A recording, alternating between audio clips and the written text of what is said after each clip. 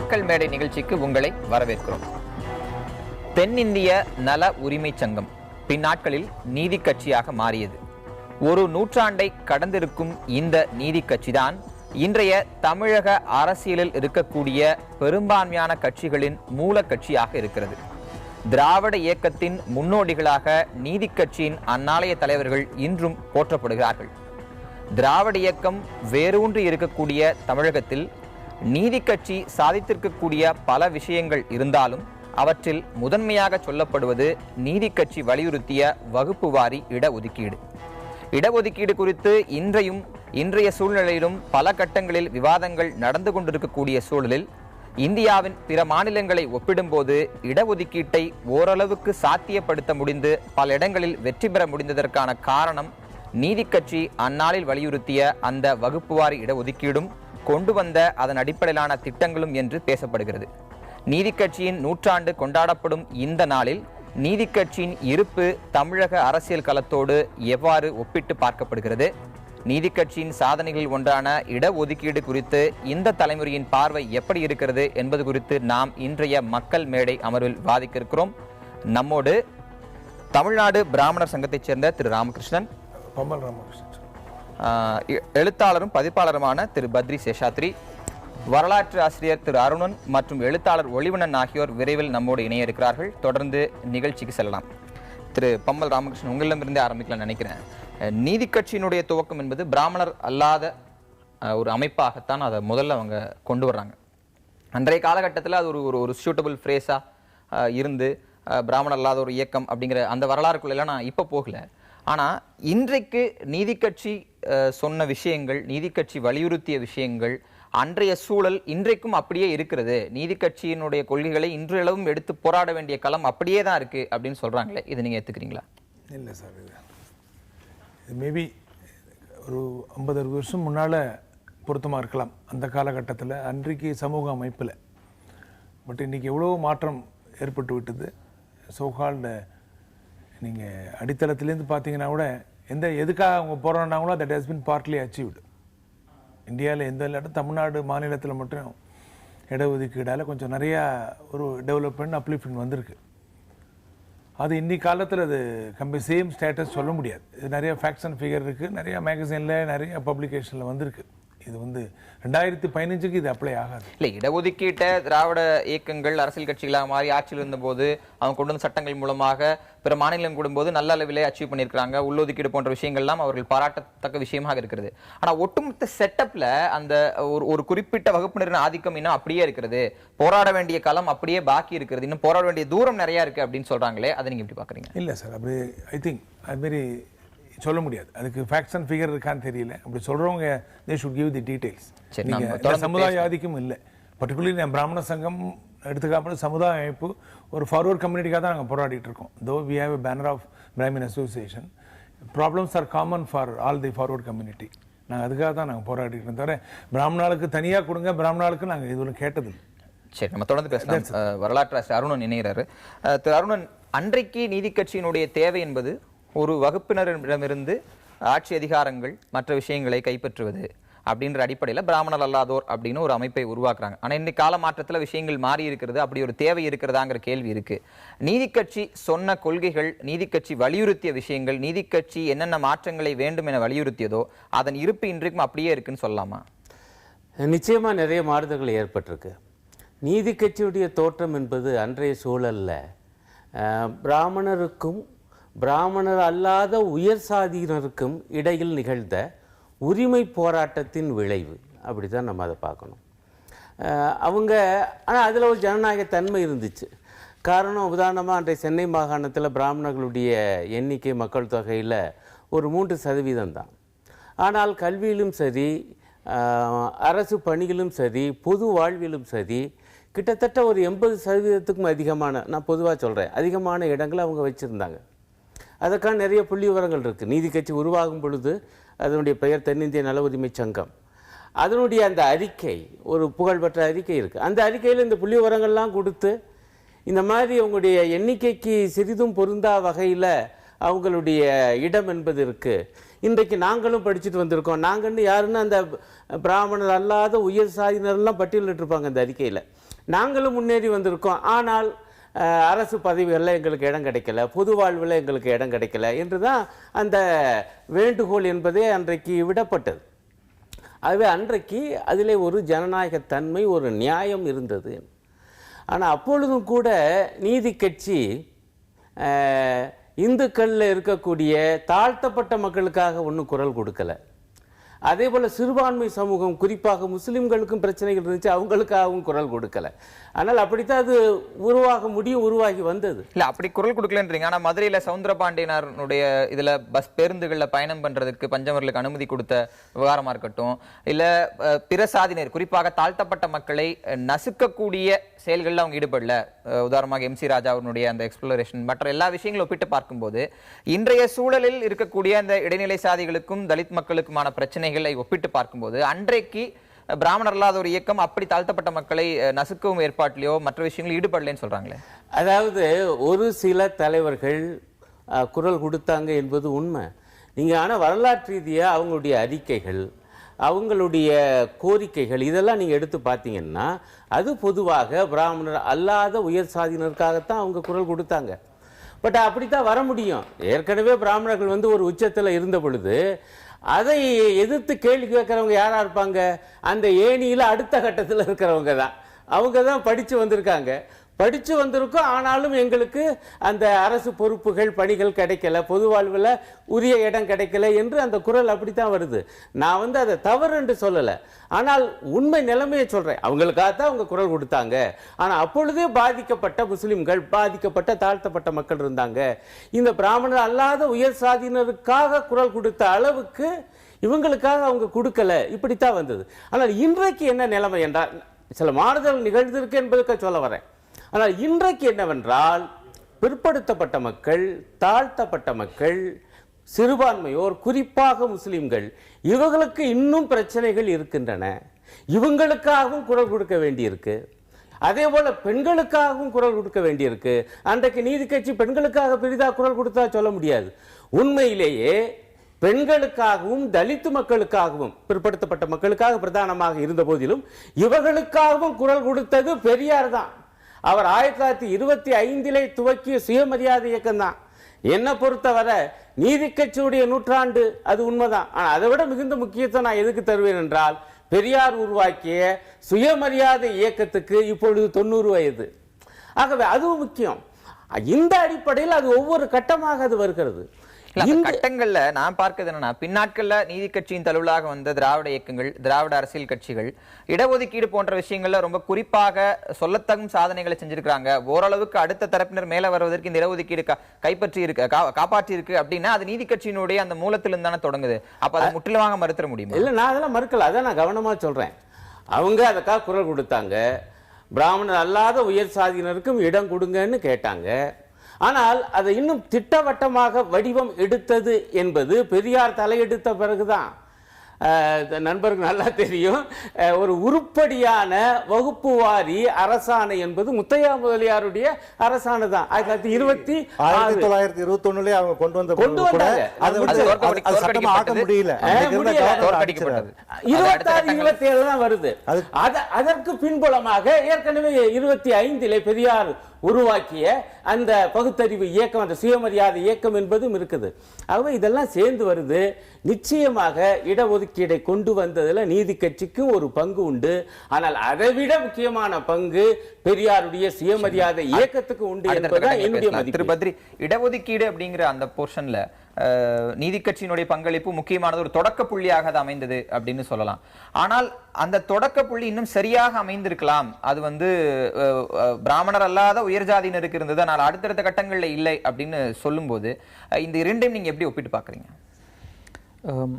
ஒரு புதிதாக ஒரு அமைப்பு ஒன்று ஏற்படுத்தும் பொழுது அதில் நிச்சயமாக நிறைய குறைபாடுகள் இருக்கத்தான் இருக்கும்.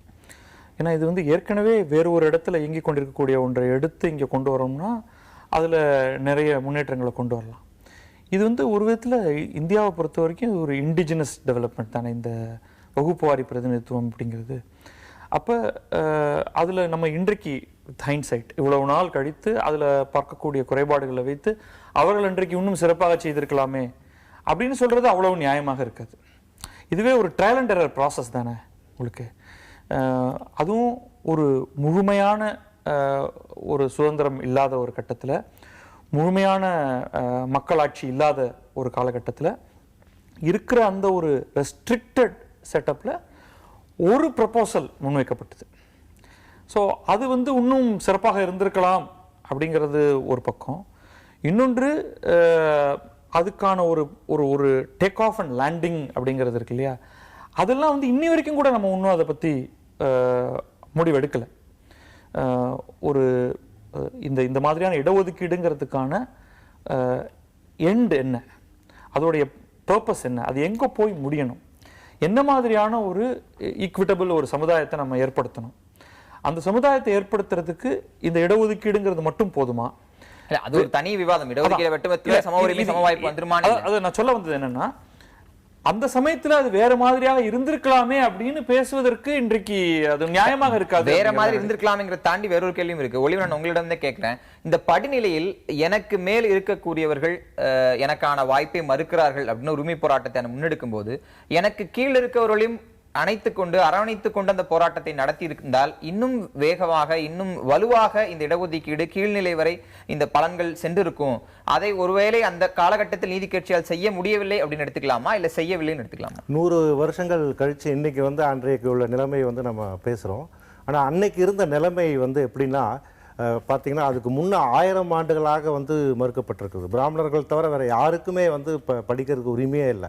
ராஜராஜ சோழன் காலத்தில் எடுத்தாலுமே, அவருடைய மகன் ராஜேந்திர சோழன், ராஜாதித்யன் எல்லா காலத்திலையுமே பார்த்தீங்கன்னா கல்லூரிகளில் முழுக்க படித்தது மாணவர்கள் பிராமண மாணவர்கள். நாயக்கர் காலத்தில் வரும்போது 10,000 மாணவர்கள் மதுரையில் கல்லூரியில் படிச்சிருக்காங்க. 10,000 பேருமே பிராமணர்கள் தான். இந்த தலைவர்களாலேயோ ஒரு இயக்கத்தினாலேயோ மட்டும் ஒன்று உருவாக்கிட முடியாது. அதற்கான சூழ்நிலைகள் மிக முக்கியம். போன நூற்றாண்டுடைய தொடக்கத்தில் தமிழகத்தில் அந்த சூழ்நிலை இருந்தது.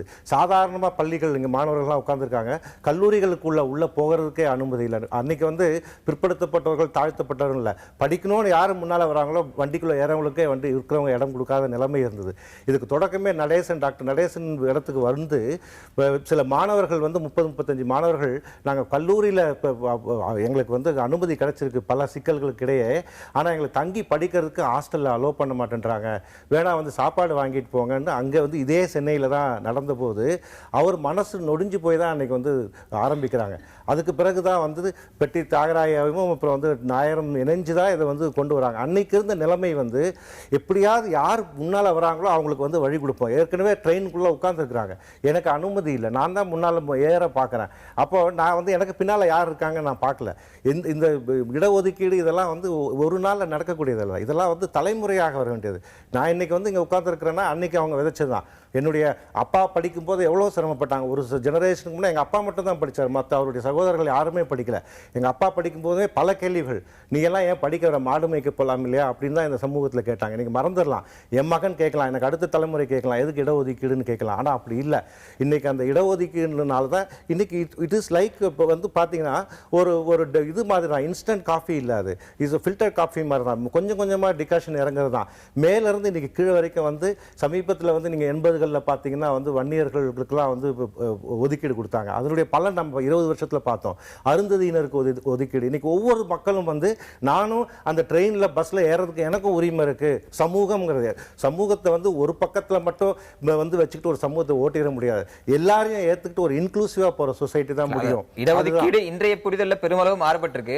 அந்த டிபேட்டுக்குள்ள போறதுக்காக தான் நான் தொடக்கத்தை அப்படி அமைச்சிருக்கேன். அதனால இன்னைக்கு இன்க்ளூசிவா தான் இருக்கு. எல்லாருமே வரதான் செய்றாங்க. யாருமே இன்க்ளூசிவா இருக்குன்னு சொல்றீங்க. ஆனா அதுக்குள்ளேயும் நிறைய ஒதுக்கப்பட்ட செக்ஷன்ஸ் இருக்குன்ற ஒரு வாதம் இருக்கு. அனேமா அருண் அந்த வாதத்தை முன்வைப்பார்னு நினைக்கிறேன். திரு அருணன், அதாவது ஒளிவண்ணன் சொல்லும்போது இன்க்ளூசிவா எல்லாருக்குமான அந்த வளர்ச்சி என்பது போய் சேர்ந்திருக்கு அப்படின்னு சொன்னாரு. நீங்க தொடக்கத்துல சில மாறுதல்கள் நிகழ்ந்திருக்கு அப்படின்னு சொன்னீங்க. ரொம்ப ஸ்பெசிபிக்கா தாழ்த்தப்பட்ட தலித் மக்களை பார்க்கும்போது இடஒதுக்கீட்டின் பலன்கள் முழுமையாக அவர்களை சென்றடைந்து இருக்கிறது அப்படின்னு சொல்ல முடியுமா? ஏன்னா இடஒதுக்கீட்டை மறு ஆய்வு செய்யணுங்கிற கோரிக்கை ஒரு புறத்தில் வேகமாக வந்து கொண்டே இருக்கிறது. இடஒதுக்கீட்டால் பலன் பெற்றவர்கள் கூட இடஒதுக்கீட்டால் பலன் பெறக்கூடிய பிற தரப்பினரை பார்த்து ஏன் இடஒதுக்கீடு உங்களுக்குன்னு கேட்கிற ஒரு தலைமுறையே உருவாயிட்டு இருக்கிற ஒரு ஆபத்தை பார்க்க முடியுதுலாம் விமர்சனங்கள் வருது, கருத்துக்கள் வருது. அப்ப இந்த இடஒதுக்கீட்டின் பலன் படிநிலையில் கீழ் நிலை வரை சென்று சேர்ந்திருக்கிறதா? அதாவது நண்பர் குறிப்பிட்டது போல பல 100 ஆண்டு காலமாக ஒரு விதமான ஏற்றத்தாழ்வு இருந்தது, கல்வியிலும் அரசு வேலை வாய்ப்பிலும். அந்த வகையில் பார்த்தா அது ஒரு வகையான இடஒதுக்கீடு இருந்துச்சு. பிராமண சத்திரிய வைசியர்களுக்கு தான் கல்வி, ஆகவே அவங்களுக்கு தான் அரசவையில் இடம், ஆகவே அரசு பணி, அது ஒரு இடஒதுக்கீடு தான். இப்போ அந்த ஏற்றத்தாழ்வை சரி செய்ய, பல நூறு ஆண்டு காலமாக இருந்த ஏற்றத்தாழ்வை சரி செய்ய, அதே சாதியின் அடிப்படையில் இன்னொரு வகையான ஒரு இடஒதுக்கீடு என்பதை தர வேண்டிய கட்டாயம் என்பது சமுதாயத்துக்கு ஏற்பட்டது. பல நூறு ஆண்டு காலமாக இருந்தது, ஒரு நூற்றாண்டுகளுக்குள் நிச்சயமாக அது சரி செய்யப்பட முடியாது. இதை முதல்ல நம்ம நேர்மையாக ஏற்றுக்கொள்ள வேண்டும். இன்றைக்கு சில குரல்கள் வருது. சமீபத்தில் கூட RSS உடைய தலைவர் அவர்கள் இந்த இடஒதுக்கீடு தேவையா, இதை பற்றி ஒரு மறுபரிசீலனை தேவை, அரசியல் அற்றவர்களை கொண்ட ஒரு குழுவை அமைச்சு பரிசீலனை செய்யணும் என்றார். அது எவ்வளவு பெரிய வாதத்தை உருவாக்கியது என்று நமக்கு தெரியும். பீகாரில் பாஜகவுக்கு ஏற்பட்ட தோல்வி கூட அது ஒரு காரணம் என்று அரசியலாளர்கள் அவதானிக்கிறார்கள். இப்போ நான் என்ன கேட்குறேன்னா, இந்த உதாரணமாக இன்றைக்கு ஒரு நல்ல காரியம் இருக்குது. தாழ்த்தப்பட்ட மக்களுக்கும் பழங்குடி மக்களுக்கும் அவங்களுடைய மக்கள் தொகையில் அவங்களுக்குள்ள அந்த எண்ணிக்கைக்கு ஏற்ப அந்த இடஒதுக்கீட்டுடைய சதவீதம் இருக்க வேண்டும் என்கிற ஒரு உத்தரவாதம் என்பது தரப்பட்டிருக்கிறது. ஆகவே அந்த அடிப்படையில் அது அறிவிப்பு என்பது இருக்குது. இப்போ தமிழ்நாட்டிலே நீங்கள் பார்த்தீங்கன்னா 18+1 19 என்பது இருக்குது. நான் என்ன கேட்குறேன், ஏற்ற அளவில் இப்படி இருக்குது, சட்டபூர்வமாக இருக்குது. உண்மையிலேயே அந்த விழுக்காட்டு அளவுக்கு அவங்களுக்கு அந்த பதவிகள் கொடுக்கப்பட்டிருக்கா? இன்னும் கூர்ந்து கவனிச்சா முதல் நிலையிலிருந்து IPSல இருந்து பெருமளவு நீங்கள் அந்த இதெல்லாம் பார்த்தீங்கன்னா, புள்ளி விவரங்கள்லாம் பார்த்தீங்கன்னா, கீழ்நிலையில் 3வது 4வது நிலையில் 19% நிரப்பப்படுமே ஒழிய மேல்நிலையில் நிரப்பப்படுவதில்லை. பிற்படுத்தப்பட்ட மக்களை பொறுத்தவரை அகில இந்திய அளவில் இப்போ தான் மண்டல் குழு அதுக்கு பிறகு தான் வந்துச்சு. அது அவங்களுக்கு IIT போன்ற இடங்கள்ல இப்போ தான் வந்துச்சு. அதுவும் முழுசாக வரல, ஏகப்பட்ட பிரச்சனைகள் பண்ணப்பட்டுச்சு. நான் என்ன கேட்குறேன்னா, மறுபரிசீலனை பண்ணணும்னு சொல்கிறவங்க தயவு செய்து மத்திய அரசில் பிற்படுத்தப்பட்ட மக்களுக்கும் தாழ்த்தப்பட்ட மக்களுக்கும் சொன்னபடி அந்த அளவுப்படி அந்த பதவிகள் தரப்பட்டிருக்கின்றனவா, கல்வி நிறுவனங்களில் சேர்க்கை அப்படி இருக்கிறதா என்று ஏன் ஒரு வெள்ளை அறிக்கை தரக்கூடாது? நம்ம தொடர்ந்து பேசலாம். திரு ராமகிருஷ்ணன், இன்னும் அந்த இடஒதுக்கீடு கிட்டத்தட்ட ஒரு 60 ஆண்டுகளாகத்தான் ரொம்ப தீவிரமாக அமல்படுத்தப்பட்டு கடைபிடிக்கப்படுகிறது. ஆனால் அதன் பலன்கள் அப்படின்னு பார்த்தா 3-4 நிலைகள்ல தான் இருக்குன்னு அருணன் சொல்றாரு. இன்னும் பல புள்ளிவிவரங்கள் எடுத்து பார்க்கும்போது 5-6 நிலைகளுக்கு கீழே தான் இருக்கு. இந்த முதல் நிலை இன்னும் தொடவே இல்லை, 1% கூட தொடல அப்படின்னு சொல்லும்போது இதை மறு ஆய்வு செய்யணும். ஒரு தலைமுறையே பலன் பெற்று விட்டார்கள், நாங்கள் உயர் சாதி வகுப்பை சேர்ந்தவர்களாக இருந்தாலும் ஒரு கூடுதல் மதிப்பெண் பெற்றா எங்களுக்கு வாய்ப்பு கிடைப்பதில்லை, இதை உடனடியாக மறு ஆய்வு செய்யணும். இது இடஒதுக்கீடு தான் உயர் சாதி அமைப்பை சேர்ந்த உயர் சாதியினர்களுக்கு அவருடைய வளர்ச்சிக்கு தடையா இருக்குன்னு ஒரு வாதம் முன்வைக்கப்படுது. இதை எப்படி பார்க்கிறது? இது கண்டிப்பாக ஒரு ஏற்கக்கூடிய ஒரு வாதம் தான். ஏன்னா இது ரிசர்வேஷன் அவங்க கொண்டு வந்த போதே 10 வருஷம் தான் முதல்ல கொண்டு வந்தாங்க. அப்புறம் 10 வருஷத்தை எக்ஸ்டெண்ட் பண்ணி கொண்டு வந்தாங்க. அது காலப்போக்கில் கொஞ்சமாக அப்படி வந்திருக்கு. பட் மறு ஆய்வு செய்யணும் குரல் நீங்கள் எழுந்திருக்குது என்றால் அது உண்மை. ஏன்னா பாதிக்கப்பட்ட மக்கள், அதாவது ஆர்டிக்கிள் என்ன சொல்லுதுன்னு பார்த்தீங்கன்னா, section article 16 equal opportunity for எவ்ரிபடின்னு ஆர்டிகல் கான்ஸ்டியூஷனில் இருக்குது. ஆனால் இன்றைக்கி வாய்ப்புகள் மறுக்கப்படுகிறது. உயர் ஜாதின்னு சொல்ல மாட்டேன், முற்படுத்தப்பட்ட மக்கள். நீங்கள் உயர் ஜாதிங்கிற வார்த்தையெல்லாம் இப்போ பேசவே வேண்டாம்.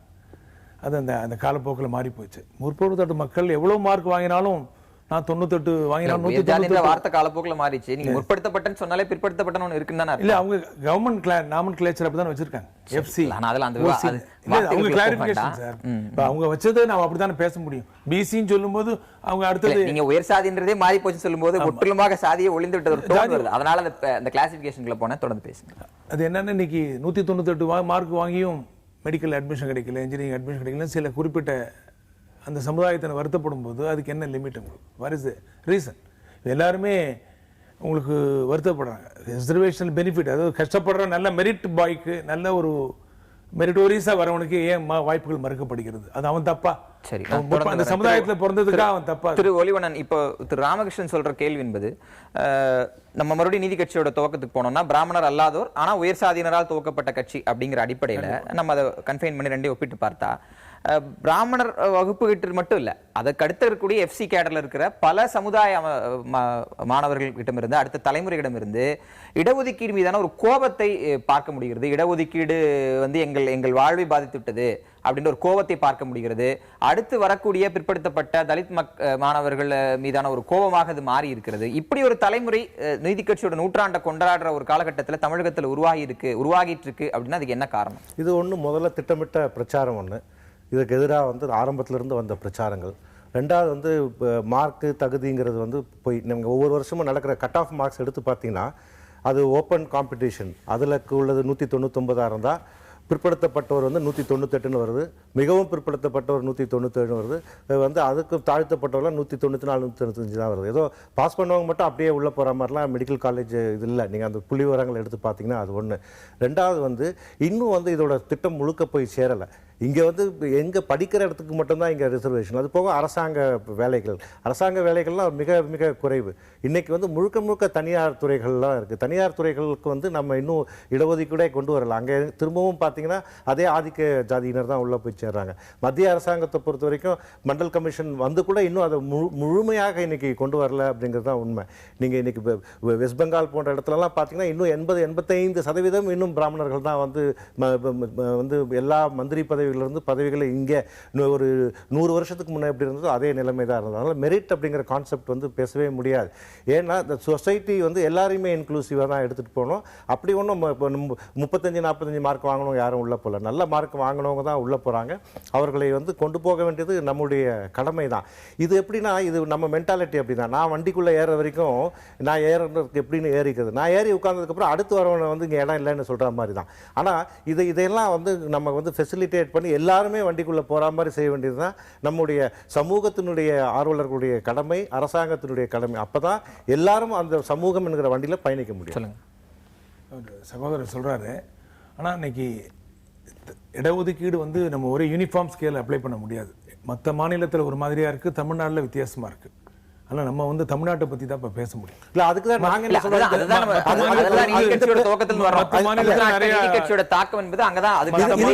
அளவுக்கு செயல்படாட்டம் தமிழ்நாட்டில் ஓரளவுக்கு ஆர்டரா வந்து சகோதரர் என்ன ஒரு ஸ்டாட்டிஸ் கொடுக்குறாருன்னு கொஞ்சம் வருத்தமா இருக்கு. எதை வச்சு ராஜராஜ சோழன் காலத்தில் கதையெல்லாம் சொல்றாரு, எதை வச்சு சொல்றாரு தெரியல. அப்போ காலேஜ் இருந்ததா, அந்த காலேஜில் பிராமணர்கள் தான் படிச்சாங்கன்னா, பிராமணர் என்ன படிச்சாங்க, வேதிக் ஸ்கூலா இருக்கலாம், வேதம் சொல்லித்தர பாடசாலை. நீங்க வரலாற்றுல அந்த காலகட்டங்களில் சமஸ்கிருதம் தெரிந்தால்தான் மருத்துவம் படிக்க முடியுன்ற விதிகள்லாம் இருந்தது. 1000 வருஷம் வேண்டாம் சார், நீதி கட்சி வரதுக்கு முன்னால சமஸ்கிருதம் படிக்காம நீங்க மருத்துவம் கற்றுக்க முடியாத ஒரு விதி எடுத்ததே நீதி கட்சி. அந்த இடத்துல பேசுறாரு சார், சென்னை பல்கலை சார். நீங்க இன்னொரு இது ஒரு பொய் பிரச்சாரம் சொல்றாங்க. இன்னொன்னு சொல்லிடுறேன், எந்த ஆதாரம்னு கேட்கிறாரு. கல்வெட்டு ஆதாரமே இருக்கு. எண்ணாயிரம் என்கிற ஊர்ல அவர் காலேஜுங்கிற வார்த்தை வந்து இந்த அர்த்தத்துல, அன்றைக்கு அதுக்கு பேர் வந்து பள்ளி அல்லது ஒரு வகையான குருகுல படிப்பு தான். ஆனால் அதை வந்து அரசாங்கமே ஒரு முறைப்படுத்தி செஞ்சது. அதுல எத்தனை ஆசிரியர்கள், எத்தனை மாணவர்கள், அவங்க வந்து எந்த வருணத்தை சார்ந்தவர்கள் என்பது உட்பட வரலாற்று ரீதியான ஆதாரம் இருக்குது. வரலாற்று ஆசிரியர்கள் எழுதிய கே பிள்ளை போன்றவங்க எழுதிய தமிழக சமூக வரலாறு, இன்னும் சொல்லப்போனா கே நீலகண்ட சாஸ்திரி அவங்க எழுதிய நூல்கள், இதுல எல்லாம் சோழர்கள் பற்றிய நூல்கள் ஆதாரம் இல்லாம இடஒதுக்கீட்டை மறு ஆய்வு செய்யணும் அப்படின்னு கேட்கிறாங்க. ஆனா ஒரு பொது புத்தியில் என்ன பதிவுனா, இடஒதுக்கீடுனாலே ஸ்கூல் காலேஜஸ்ல சேர்றது, இன்னும் சொல்ல போனா காலேஜஸ் MBBS BE போன்ற விஷயங்களை சேர்றது, இதுல மட்டும்தான் இருக்கு. ஆனா இடஒதுக்கீடு என்பது வலியுறுத்தப்பட்டது எந்த இடத்துலனா, ஒரு பதவிகள் வரை, அரசு பதவிகள் வரை, IIT IIM போன்ற படிப்புகள் வரை, IAS IPS போன்ற படிப்புகள் வரை இருக்கு. நம்ம கல்விக்குள்ளேயே நிறைய விவாதித்து தேவையா இல்லையான்னு சொல்லிட்டு இருக்கிற ஒரு காலகட்டங்களில் இங்க நிறைய மாற்றங்கள் வந்துச்சு. தனியார் துறை வந்துருச்சு. இன்றைக்கு அரசு துறையை விட தனியார் துறை கூடுதலாக இருக்கிறது. அப்ப இடஒதுக்கீடோட தேவை இன்னும் அதிகரிச்சிருக்கு தானே எடுத்துக்கணும். ஏன் மறு ஆய்வு செய்யணுங்கிற கோரிக்கை வருது? அதிகரிக்கிறதுமே ஒரு விதத்தில் மறு ஆய்வு தானே. நீங்கள் வந்து மறு ஆய்வு செய்யாமல் என்ன பேசிஸில் எந்த நம்பரும் பர்சன்டேஜும் செய்ய முடியும்? இப்போ உதாரணத்துக்கு மண்டல் கமிஷன் கொண்டு வந்த எண்ணிக்கை கூட எவ்வளவு 10 ஆண்டுகளுக்கு முன்னாடி இருக்கிறத வைத்த ப்ரொஜெக்ஷன். இன்றைக்கு சாதிவாரி கணக்கெடுப்போம், அதோடு சேர்ந்து ஒவ்வொரு சாதி அல்லது சாதி தொகுப்புகள்லையும் என்ன மாதிரியான பெர்ஃபார்மன்ஸ் இருக்குங்கிறதையும் வச்சு தானே இந்த இடஒதுக்கீடுங்கிறத சயின்டிஃபிக்காக செய்கிறதாக இருந்தால் செய்ய முடியும். அப்ப அதுதான் ஒரு விதத்துல மறுஆய்வு. சயின்டிஃபிக்கா மறுஆய்வு செய்யணும்னு சொல்றது பலன்கள் எல்லாருக்கும் போய் சேரணுங்கிற காரணமா, இல்ல இடஒதுக்கீடுங்கிற கான்செப்டே முற்றிலுமாக எடுக்கணுங்கிற காரணமா? எந்த அடிப்படையில் இதை முன்வைக்கிறீங்க? என்னுடைய உள்நோக்கம் என்னன்னு கேக்குறீங்களா? இல்ல இது போன்ற வாதங்களை முன்வைப்ப நோக்கம் என்பது மறு ஆய்வு செய்யணும் அப்படின்னு சொல்லும் போது அதுல 2 டோன் பார்க்க முடியும். மறு ஆய்வு செஞ்சு இது இருக்கக்கூடிய குறைபாடுகளை சரி செஞ்சு ஒருவேளை இன்னும் தாழ்த்தப்பட்ட மக்கள் இல்ல முடிச்சிடறேன் இந்த தாழ்த்தப்பட்ட மக்கள் மேல வராம இருந்தா அவங்களுக்கு கூடுதலா வாய்ப்பு தரலாங்கிற ஒரு பார்வையும் பார்க்கலாம். இல்ல எல்லாருமே சரியாயிட்டாங்க, இனிமேல் இடஒதுக்கீடே தேவையில்லை, எல்லாருக்கும் சம வாய்ப்பு கொடுக்கலாம் அப்படின்னு இந்த இடஒதுக்கீட்டே முற்றிலுமா எடுக்கிற ஒரு வாய்ப்பும் இருக்கு. இதுல நீங்க என்ன ஸ்டாண்ட் எடுக்கிறீங்க? எனக்கு என்ன உள்நோக்கம் வேண்டுமானாலும் இருக்கட்டும். உதாரணத்துக்கு நான் சொல்வது என்ன, ஆய்வு செய்து செய்யுங்கள்னு தான் சொல்றேன் இல்லையா? அப்ப என்னுடைய உள்நோக்கம் என்பது ஏன் இங்கே முக்கியமாகிறது? இந்த கேள்வி உள்நோக்கம் இருக்கணும்ல. இல்ல எல்லாருமே இங்க இருக்கிற 5 பேருமே உள்நோக்கத்தோட தான் பேசிட்டு இருக்கோம். நிச்சயமா ஒரு ஐடியாலஜிக்கல் இருந்தா பேசி ஆகணும். அதுல அப்புறம் என்ன, இப்ப பேச்சு அது இல்ல, ஒரு செயலை செய்யணுமா வேண்டாமா? இப்ப நீங்க கேட்கிற கேள்வி மறு ஆய்வு என்ற பேச்சே ஒருவரும் எடுக்கக்கூடாது அப்படின்றா, அதுதான் அப்படின்னா இல்ல மறுஆய்வுன்ற பேச்சே எடுக்க கூடாதுன்னு யாரும் சொல்ல, பேசக்கூடிய நபர் இதுக்கு முன்பு இந்த விஷயங்கள் என்ன ஸ்டாண்ட் எடுத்திருக்காங்கன்னு ஒப்பிட்டு தானே பேச முடியும். இப்ப அருணன் மறுஆய்வு வேணும்ன்றாருன்னா அவர் ஏற்கனவே கடந்த காலங்களில் என்ன ஸ்டாண்ட் எடுத்திருக்காரு பார்க்கலாம். அருண் பத்ரிக்கு வருவோம். இல்ல அருண் பத்ரி என்ன ஸ்டாண்ட் எடுக்கிறாரோ அவருடைய கடந்த காலங்களிலிருந்து பார்த்து நம்ம தெரிஞ்சுக்க முடியும். அந்த இடத்துல தான் இந்த கோரிக்கையினுடைய இவர் மறுஆய்வுன்னு சொன்னா இதுல ஒரு பிரச்சனை இருக்கு. இவர் மறுஆய்வுன்னு சொன்னா எனக்கு மறுஆய்வு வேண்டும்னு தோணுச்சுன்னா நான் அருணன்ட்ட கேட்டு ஐயா நீங்க சொல்லுங்க அப்படின்னு சொல்லணுமா? இல்ல அப்படி இல்ல, அதுதான் உங்களுடைய பின்புலத்திலிருந்து தான் அதை நம்ம பார்க்க வேண்டியது. ரொம்ப சிம்பிள்.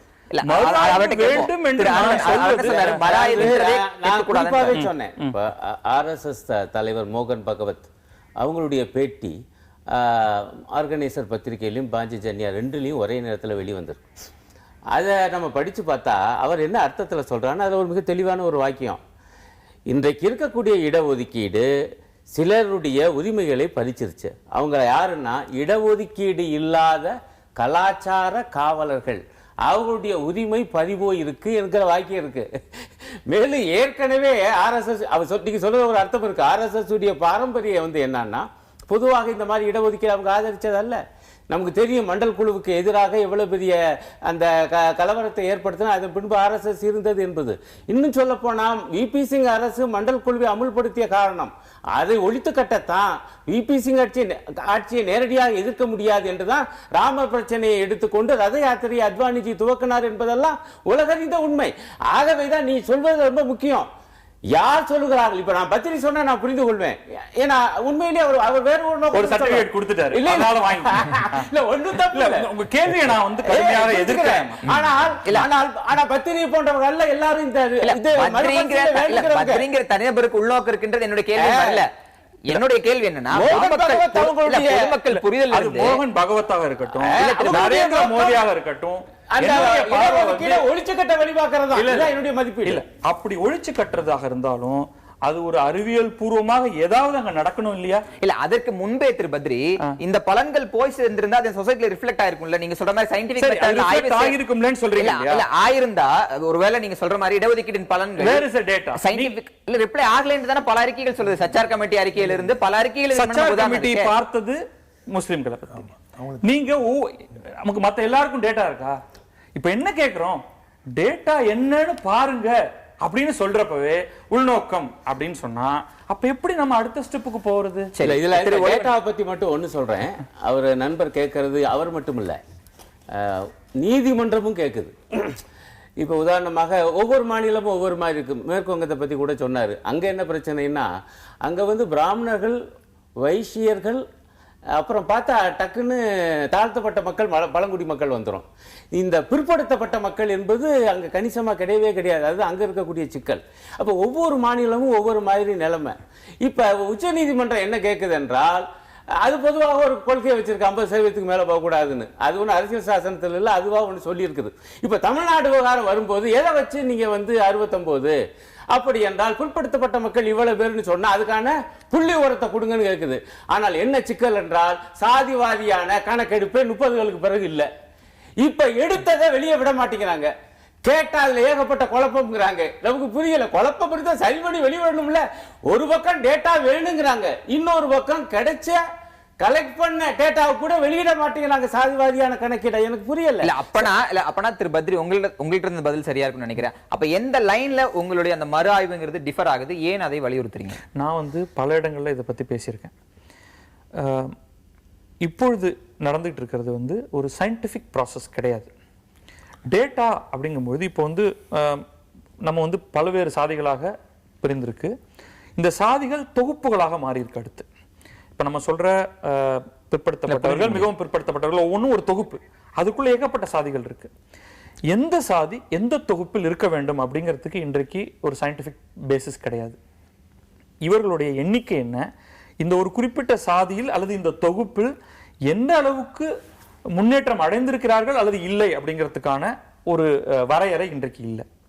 இது எல்லாவற்றையும் கொண்டு வந்து நீங்க உண்மையிலேயே எதிர்பார்க்கிற இந்த நம்ம எவென்ச்சுவல் கோல் வந்து எல்லாரும் ஒரு சமதளமான ஒரு தரையில இருந்து கொண்டு ஒரு செயலை செய்ய வேண்டும்ங்கிறத நோக்கி போகணும்னா நீங்க இதை தொடர்ந்து ட்வீக் பண்ணிட்டே இருக்கணும். இன்ஜினியரிங்ல வந்து நம்ம தொடர்ந்து ஒரு ஃபீட்பேக் லூப் மூலமாக சில காரியங்களை செய்வோம். அதற்கான இடம் இப்பொழுது இல்ல. அதற்கு தேவையான டேட்டா தரவுகளை தொடர்ந்து சேகரிக்கணும். நம்ம பேசலாம், தொடர்ந்து பேசலாம். அதை வைத்துக் கொண்டு நம்ம வந்து சின்ன சின்ன மாற்றங்களை கொண்டு வந்துகிட்டே இருக்கு. திரு ஒளிவண்ணன், அதாவது இன்றைக்கு தனியார் துறையில் இடஒதுக்கீடு வேணும். இன்னைக்கு மாறி இருக்கக்கூடிய பொருளாதார சூழல்ல தனியார் துறையின் வளர்ச்சி என்பது பெருமளவு வந்திருக்கு. ஆனா அங்க வந்து அரசு துறையில் இருக்கக்கூடிய அந்த ஒரு குறிப்பிட்ட சதவீத அளவு கூட இடஒதுக்கீடு வரல அப்படின்னு சொல்லும்போது இந்த கோரிக்கை எழுந்திருப்பது நீதி கட்சியோட வெற்றி அப்படின்னு பார்க்கலாமா? நிச்சயமாக. அதாவது இன்னைக்கு சமூக நீதினு எங்கே இந்தியாவில் பேசினாலும் அதோட வேர் வந்து நீதி கட்சி தான். அது தொடங்கப்பட்டதே அதுக்காக தான் அவங்க தொடங்கியிருக்காங்க. அவர் பத்ரி அவர்கள் சொன்னதோட தொடர்ச்சியாக ஒரே ஒரு செய்தியை மட்டும் நான் சொல்ல விரும்புகிறேன். நானும் வந்து இதை வந்து சயின்டிஃபிக்காக அப்ரோச் பண்ணணுன்றதான் நினைக்கிறேன். ஏன்னா என்னுடைய நோக்கம் வந்து நிச்சயமாக வந்து கடைநிலையில் இருக்கிறார்கள் பாருங்கள், அந்த தோழர் மேலே வர வரைக்கும் இடஒதுக்கீடு இருக்கத்தான் வேணும். ஏற்கனவே மத்திய அரசாங்கம் சமீபத்தில் வந்து ஜாதி வாரியாக வந்து அவர்கள் மக்கள் தொகை கணக்கு எடுத்திருக்காங்க. அவர்கள் வந்து அதை முதல்ல வெளியிடணும். ஜாதி வாரியாக இந்தந்த ஜாதி இவ்வளவு வந்து சதவீதம் இருக்கா அவங்களுக்கு வந்து அது கொடுக்கறத நான் வந்து வரவேற்கிறேன். ரெண்டாவது, இதையெல்லாம் தவிர்த்து ஜாதி மறுத்து திருமணம் செஞ்சுருக்காங்களா ஒரு கூட்டம், அவர்களையும் நாம் கணக்கில் எடுத்துக்கொள்ள வேண்டும். இனி காலப்போக்கில் அவர்களுக்கு அளிக்கப்படும் அந்த இடஒதுக்கீடு வந்து உயர்த்தி கொண்டே போகணும். ஒரு காலகட்டத்தில் வந்து 50% இடஒதுக்கீடு யார் ஜாதியை மறுத்து திருமணம் செய்திருக்கிறார்களோ அவர்களுக்கு வழங்க வேண்டும் என்பது. இன்றைக்கு தனியார் துறைக்கு கேட்க வந்திருக்காங்கன்னா நிச்சயமாக அதோட வெற்றியாகத்தான் நான் பார்க்கிறேன். இன்றைக்கு தனியார் துறை பல்கி பெருகி வருகிறது. நம்ம அவங்களுக்கு எல்லா வசதிகளும் கொடுக்குறோம், இடம் கொடுக்குறோம், கரண்ட் ஃப்ரீயாக கொடுக்குறோம், எல்லாமே செய்கிறோம், அரசாங்கம் செஞ்சு கொடுக்குது. ஒரே ஒரு கோரிக்கை, அப்பா நீ எங்கே தொடங்குறியோ நீ அந்த இடத்துல வந்து இருக்கிற மக்களுக்கு மட்டும் கொடுக்காத, நீ எடுக்கிற ஆட்களில் வந்து நீ இந்த விகிதாச்சாரப்படி எடுக்குன்னு சொல்றதுல ஒன்றும் தவறே கிடையாது. தனியார்னா நம்ம எல்லாத்தையும் பேசலாம். திரு அருணன், பத்ரி சொல்ற அந்த சயின்டிபிக் மெத்தட்ல ரிசர்ச் பண்ணி சின்ன சின்ன மாறுதல்களை தொடர்ச்சியாக செஞ்சுக்கிட்டே இருக்கணும், அது ஒரு கண்டினியூஸ் ப்ராசஸ் அப்படின்னு அவர் சொல்றார். பத்ரி சொல்றதோட நோக்கம் மிகச்சரியாக அடுத்த கட்டத்தில் சயின்டிபிக்கா அவர் யோசிக்கிறார். ஆனா இதை வேறு சிலர் சொல்லும் போது இன்னொரு தரப்பினருக்கு ஒரு அச்சம் தானாக உருவாகுது. எங்க இந்த வாய்ப்பு நம்ம விட்டு போயிருமோ, இப்பதான் கையில கிடைச்சிருக்கு, கிடைத்தவுடன் போயிருமோ, இல்ல இன்னும் கிடைக்க வேண்டிய அடுத்த தலைமுறை காத்திருக்கே அப்படின்ற ஒரு பயம் வருகிறது. இந்த அச்சம் நியாயமா, இல்ல இந்த சின்ன சின்ன மாறுதல்கள் பண்ணணும்னு சொல்றது நியாயமா? இந்த மாறுதல்கள் அவர் சொல்றது போல விஞ்ஞானபூர்வமாக செய்யப்பட்டார். இன்னும் சொல்லும் போது பிரச்சனை வருதில்ல, ஒரு அச்சம் வருவதில்லை. விஞ்ஞானம் சொல்றது, அதாவது வேற ஒரு திங்கிங்ல இருந்து வர ஒரு அளவுகோல் உருவாக்குறோம் இல்லவா, அந்த அளவுகோல் நியாயமானதா இருக்கணும். இப்போ சில பேருக்கு அச்சம் மனசுல உருவாகும் சொல்றீங்கல்ல, அவங்க கூட கன்வின்ஸ் ஆகணுங்கிறேன் நான். ஐயா இதாயா அளவு, இந்த அளவுல இன்றைக்கு இத்தனை ஆண்டு காலத்துக்கு பிறகு ஒரு மறுபரிசீலனை பண்ணும் பொழுது இந்த மாதிரியான சில மாறுதல்கள் ஏற்படுது. இந்த மாறுதலுக்கு உட்பட்டு அந்த பொது போட்டி, அப்புறம் தாழ்த்தப்பட்ட மக்கள், பழங்குடியின மக்கள், அப்புறம் பிற்படுத்தப்பட்ட மக்கள், அப்புறம் அதுக்குள்ளேயே வந்து உள் ஒதுக்கீடு இருக்கலாம் மிகவும் பிற்படுத்தப்பட்டவங்கன்னு. அதே போல தலித் மக்களுக்குள்ளேயும் கூட அருந்ததியர்கென்று உள் ஒதுக்கீடு இதெல்லாம் இருக்கலாம். இதற்குள்ளேயே அவர் கேட்கிறாரு பாருங்க, ஒரு குறிப்பிட்ட ஒரு பகுதியினர் ஏற்கனவே பலன் அடைந்து இன்னொரு பகுதியினர் அந்த அளவுக்கு பலன் அடையாமல் இருந்திருந்தால் அதுவும் அநீதி தானே. அதை எப்படி நம்ம சரி பண்றது? அந்த சரி பண்ணுகிற அந்த ப்ராசஸ், அந்த செய்முறை ஒரு தொடர் நிகழ்வாக இருக்க வேண்டும் என்று நண்பர் சொன்னா அது சரிதான். ஆனா உள்ள சிக்கல் வந்து என்னன்னா, அது சரியான அளவுகோல் என்பது இருக்கணும். எங்க பயம் அல்ல, தண்டை சுட்டு நரிகையில கொடுத்துருக்கூடாது. அதனால இதை வந்து சயின்டிபிக்கா பண்ணலாம். ஆனால் அது யார் செய்ய போகிறார்கள், எப்படி செய்ய போகிறார்கள், அதுக்கு மிக முக்கியம் இந்த முக்கியமான அந்த தரவுகள் சாதி வாரியான அந்த மக்கள் தனியார் இடஒதுக்கீடு பத்தி பேச வேண்டியது. இந்த கண்டினியூஸ் ப்ராசஸ்ல ஏற்கனவே இருக்கிறத நம்ம ஆய்வு செஞ்சுட்டே இருக்கோம். அதோட சேர்த்து எக்ஸ்டெண்ட் ஆகக்கூடிய இந்த பிரைவேட் செக்டர் ரிசர்வேஷன், தனியார் துறை ஒதுக்கீட்டையும் சேர்த்து ஆய்வு செய்யலாம் அப்படின்னா நீங்க ஏத்துப்பீங்களா? இதுல சில விஷயங்களை நம்ம கவனிக்கணும். இந்த தனியார் இடஒதுக்கீடுங்கும் பொழுது தனியார் நிறுவனங்கள் வந்து பல வகைப்படும். ஒரு குடும்பம் மட்டுமே நடத்தக்கூடிய சிறு நிறுவனங்கள்லேருந்து ஆரம்பித்து ஒரு குறைந்தபட்ச எண்ணிக்கையில் ஆட்களை வைத்து நடத்தக்கூடிய நிறுவனங்கள். ஏன்னா பல ஸ்டாச்சுட்டரி விஷயங்கள் இருக்கு இல்லையா. உதாரணத்துக்கு பிஎஃப் அப்படின்னா அவங்க வந்து குறைந்தபட்சம் இவ்வளோ பேர் இருக்கக்கூடியவங்களுக்கு தான். மற்ற various service tax, various registrations எல்லாமே பார்த்தீங்கன்னா ஒரு குறிப்பிட்ட அளவு உள்ள நிறுவனங்களுக்கு மட்டும்தான் இருக்கு. அதுபோல சில அளவீடுகள் நம்ம இங்கே கொண்டு வர வேண்டியதாக இருக்கும் வரதாக இருந்தால். அதே நேரத்தில் வரதா இருந்தான்றீங்க, வரணுங்கிற கோரிக்கை ரொம்ப தீவிரமாகுது. அதை எப்படி பாக்குறீங்க? கோரிக்கைகள் இருக்குங்கிறது வந்து நான் எனக்கு வந்து அதுல பாசிட்டிவ் நெகட்டிவாக ரெண்டுமே கிடையாது. ஏன்னா ஒரு கவர்மெண்ட் தன்னுடைய திட்டத்துக்குள்ள ஒன்றை மாற்றும் பொழுது அது ஒரு மக்களாட்சியுடைய ஒரு ப்ராசஸ் மூலமாக உருவாகுது. தனியாரை நீங்க ஒட்டுமொத்தமாக வந்து நிர்பந்திக்க முடியாது அப்படிங்கிறது என்னுடைய கருத்து. என்னுடைய பொருளாதார ஆங்கிள் இருந்து பார்க்கும் பொழுது தனியாருடைய பல்வேறு செய்திகளை உங்களால் கட்டுப்படுத்த முடியாது. நீங்க உங்களுடைய ப்ராஃபிட் என்ன பண்றீங்க, நீங்க எவ்வளவு பேரை வேலைக்கு எடுத்துக்கொள்கிறீர்கள் போன்ற பலவற்றை எல்லாம் உங்களால் கட்டுப்படுத்த முடியாது. அது கட்டுப்படுத்தணும்னா சாத்தியம் இல்லை அப்படின்னு சொல்லலாம். இல்ல, நாம் சட்டங்களை கொண்டு வருவதன் மூலமாக பலவற்றை சாத்தியமாக்கலாம். சரி, இன்றைக்கு அது சாத்தியமாக இருக்கிறதா எனக்கு தெரியும். மக்கள் கேள்விக்கான நேரம். உங்களுடைய கேள்வி என்ன? யாருக்கு? சார், நான் வந்து இன்ஜினியரிங் கவுன்சிலிங் போயிருந்தேன். யார் கேட்குறீங்க? சார் கேட்குறேன். சரி, சொல்லி உங்களிடம் கேள்வி. சார், நான் இன்ஜினியரிங் கவுன்சிலிங் போயிருந்தேன். நான் 85% எடுத்திருந்தேன். ஆனால் 85%. பட் ஆனால் எனக்கு வந்து அட்டானமஸ் காலேஜ் கிடைக்கல. ஆனால் நான் போகிற அன்னைக்கும் கீழே உள்ளவங்களுக்கு சீட் நிறையா இருந்தது. ஆனால் அந்த இடத்துல வந்து என்னோட உரிமை மறுக்கப்படலை. நான் வந்து அவங்களுக்கு கொடுக்க வேணாம் எதுவும் சொல்ல. ஆனால் அந்த இடத்துல என்னோட உரிமை மறுக்கப்பட்டு நான் வந்து கவர்மெண்ட் காலேஜ் எடுக்க முடியல, ப்ரைவேட் காலேஜ் தான் எடுக்க முடியும். அதே மாதிரி தான் எல்லா விஷயத்துலையும், ஜாப்லையும் சரி, ஒரு குரூப் 2 எக்ஸாமுக்கும் சரி, எல்லாத்துக்குமே ஏஜ் லிமிட் அவங்களுக்கு கொடுத்துருக்காங்க. ஏஜ் லிமிட் எக்ஸ்ட்ரா கொடுத்துருக்காங்க. நான் எங்களுக்கு ஏஜ் லிமிட் கொடுக்குறதுனால இதில் ஒன்றும் தப்பு இல்லை. திருவள்ளுவன், இது உண்மைதான். இப்போ நீங்கள் அதாவது ஒட்டுமொத்த சமுதாயத்தை தான் நம்ம சிந்திக்கணும். அதாவது 100 வருஷத்துக்கு முன்னே நான் என்ன நடந்ததுன்னு சொன்னேன். இதே சென்னை மாநகரத்தில் வந்து உங்களை போன்ற மாணவர்கள் வந்து சேப்பன் கல்லூரியிலே தாழ்த்தப்பட்ட மாணவர்களை சேர்க்க முடியாத ஒரு நிலைமை இருந்தது. எத்தனையோ கல்லூரிகளில் இடம் கிடைச்சா கூட நீ வந்து படிக்க முடியாதுன்னு வந்து துரத்து விட்ட காலங்களில் வந்து நம்ம எல்லாரையும் கை கோர்த்து எடுத்துகிட்டு போகிறதா ஒட்டுமொத்த சமூகத்தை தான் வந்து நம்ம எடுக்க முடியுமே தவிர நீங்கள் வந்து இப்போ நீங்கள் வந்து உங்களுக்கு வந்து குறைஞ்சது வந்து தனியார் கல்லூரிக்கு போகிறதுக்கு கூட வாய்ப்பு இருக்கலாம். ஆனால் முதல்ல அவனுடைய வாழ்க்கையில் வந்து கல்லூரிக்கு வரதுங்கிறதே வந்து ஒரு பெரிய விஷயம். நீ எல்லாம் எதுக்குப்பா போய் படிக்கணும், இருந்து வேலையை பாருன்னு ஒரு பக்கம் அவன் வீட்டில் வந்து அவனை இழுக்கிற பிரச்சனை. இதை தாண்டி அவன் படிச்சுட்டு முன்னால் வரும்போது இது போன்ற நடவடிக்கைகள் எல்லாம் சேர்ந்து வந்தால் தான் சமூகம் ஒட்டுமொத்த. உங்களுடைய கேள்வி. ஏன் நீங்க இட ஒதுக்கீடு வேண்டாம் அப்படின்னு நீங்க சொல்றீங்க? அதாவது ஒரு நிமிஷம், எஜுகேஷன் அப்படின்ற ஒரு பாயிண்ட் தான் முதல்ல எல்லாருக்கும் தோணும்.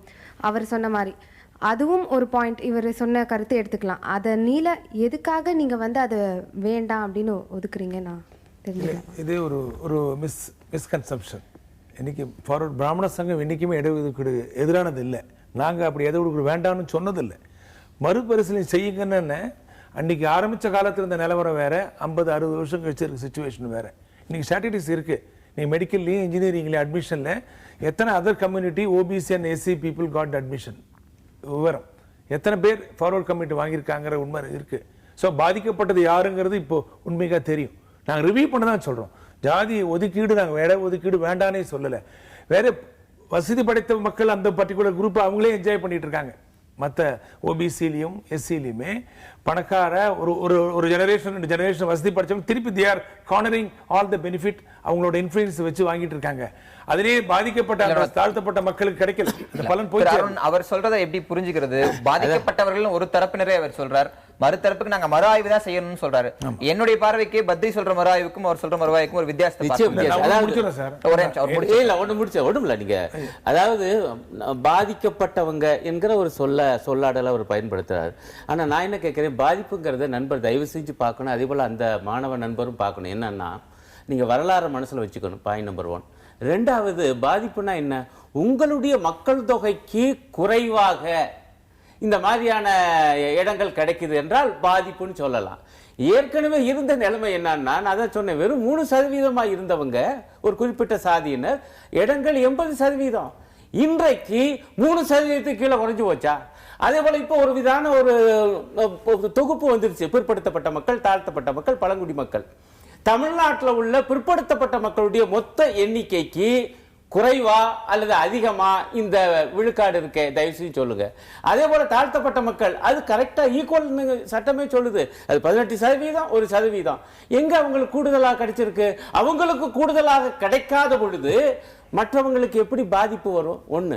ரெண்டாவது நான் என்ன கேட்கிறேன், நண்பர் ஆனா தமிழ்நாட்டில் ஒரு நல்ல விஷயத்தை நீங்க பார்க்கணும்.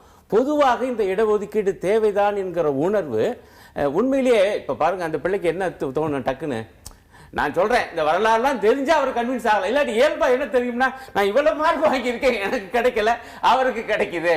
இல்ல அந்த உணர்வை நான் அங்கீகரிக்கிறேன், அதை நான் மதிக்கிறேன். ஆனால் அவருக்கும் சரி மற்றவர்களுக்கும் சரி இந்த வரலாறை எடுத்து சொன்னா அவங்களே கன்வின்ஸ் ஆவாங்க. ஆமா, என் குடும்பம் என் பாரம்பரியம் ஒன்று, ஆனால் இந்த பிற்படுத்தப்பட்ட மகன் அல்லது தாழ்த்தப்பட்ட மகன் பழங்குடி மகனுடைய குடும்பம் பாரம்பரியம் வேறு. ஆகவே இந்த 2-3 மதிப்பெண்கள் அல்லது ஏஜில் அந்த சகாயம் செய்யப்பட்டிருக்கே, அதை நாம இந்த சமுதாயம் அங்கீகரிக்கணும், சமுதாயத்தின் ஒரு அங்கம் என்கிற முறையில் நாமளும் அங்கீகரிக்கணும் என்று அவங்க புரிந்து கொள்வாங்க. இந்த படிப்பினை, இந்த பாடம், இந்த மெய்யான வரலாறு இன்னும் முழுசாக சொல்லி தரப்படவில்லை என்பதை நான் பதிவு செய்வேன். நிகழ்ச்சியை நிறைவு செய்கிறேன். அனைவருக்கும் சம வாய்ப்பு சம உரிமை என்ற அடிப்படை நோக்கத்தோடு உருவாக்கப்பட்ட நீதி கட்சியின் நூற்றாண்டு இந்த தருணத்தில் கொண்டாடப்பட்டு வருகிறது. அதன் இலக்கு விரைவில் அடைய வேண்டும் என்கிற கோரிக்கையோடு நிகழ்ச்சியை நிறைவு செய்கிறோம். மீண்டும் ஒரு மக்கள் மேடை நிகழ்ச்சியில் சந்திக்கலாம்.